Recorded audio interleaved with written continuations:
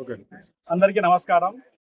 ఈరోజు 376వ సర్దార్ సర్వాయి పాపన్న జన్మదిన సందర్భంగా కార్యక్రమానికి విచ్చేసినటువంటి అందరికీ పేరు పైన ధన్యవాదాలు తెలియజేసుకుంటూ, బహుజన నాయకుడు సర్దార్ సర్వాయి పాపన్న గతంలో నిజాం పాలకులకు వ్యతిరేకంగా పోరాడి ఒక సామాన్యమైనటువంటి కుటుంబంలో కూలి పని చేసుకుంటూ జీవనం సాగించుకున్నటువంటి వ్యక్తి నిజాం పాలకులని ఎదురొడ్డి నిలబడి ఒక చిన్న సైన్యాన్ని ఏర్పాటు చేసుకుంటూ అంచెలంచెలుగా ఎదిగి గోల్కొండ కోటకు రాజు అయిందంటే అది సామాన్యమైన విషయం కాదు.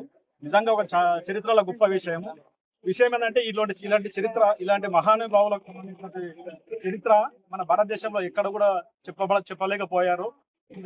దీనికి సంబంధించిన చరిత్ర లండన్ మ్యూజియంలో సర్దార్ సర్వాయి పాపన్న చరిత్ర బ్రిటిష్ వాళ్ళకు మ్యూజియం లో రాసి పెట్టారు. అంత గొప్ప మహానుభావుడు.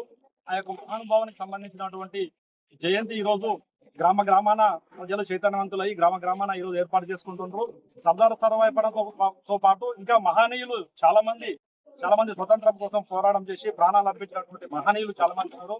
వాళ్ళందరినీ ప్రజలందరూ గుర్తు చేసుకొని ప్రతి ఒక్కరి కార్యక్రమాలు కూడా విజయవంతంగా చేయాలని చెప్పి మనస్ఫూర్తిగా కోరుకుంటూ అందరికీ ధన్యవాదాలు.